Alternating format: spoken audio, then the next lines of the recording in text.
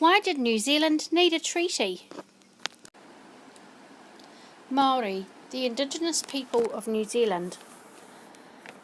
Prior to the Europeans coming to New Zealand, Maori was the first culture to settle here. They arrived as early as 1,000 years ago. They brought with them clear culture, values and beliefs.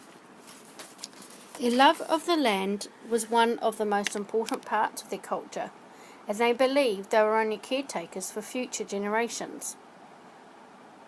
Other treasures, or taonga, included seafood, or kaimoana, elders and cultural practices.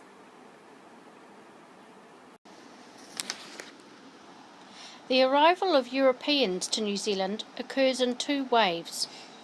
Wave 1 occurs in the early 1800s and includes whalers, sealers, traders and missionaries.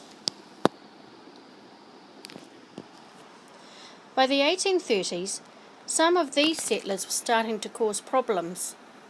The problem was that there was Maori law for the Maori population, but because New Zealand was not a British colony, British law did not apply to crimes occurring here, like drunkenness. Because they could not be punished, they set a bad example for other Maori.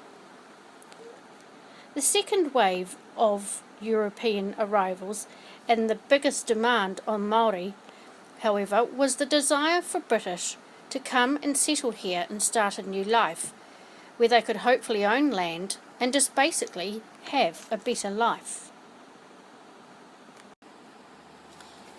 An invitation and a declaration. In 1831, a group of 13 northern chiefs sent an invitation to the King of England, William IV, to ask for protection from foreign threats, the threat of other tribes, the bad behaviour of British visitors and settlers.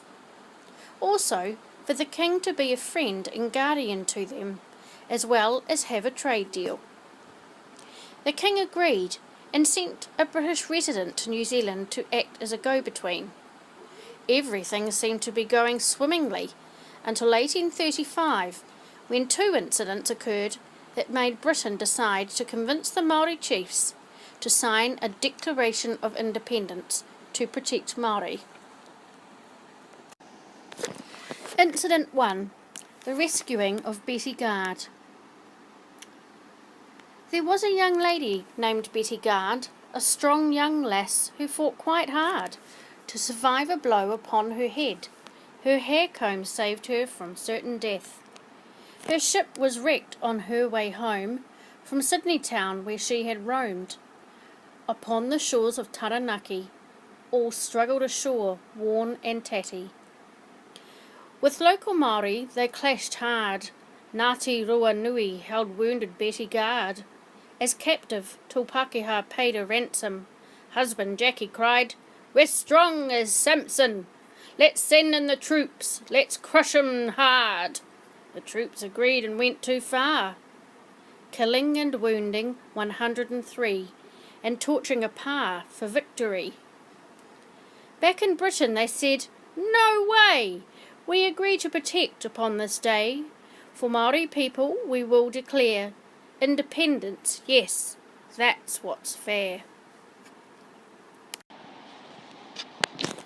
The second incident is known as the De Thierry affair. Baron De Thierry bought 40,000 acres of land in the Hokianga for the price of 36 axes. It became debatable later on as to whether the Māori truly understood the concept of the document they were signing. De Thierry had plans for the systematic colonisation of New Zealand. It was not until 1837, 15 years later, that De Thierry arrived in New Zealand to claim his land. Māori were aware by this time that their land was of more value than 36 axes. In spite of this, on De Thierry's arrival in New Zealand, the Hokianga chiefs generously offered him a smaller portion of land, on the understanding that he renounced his claim to the 40,000 acres in the deed of sale.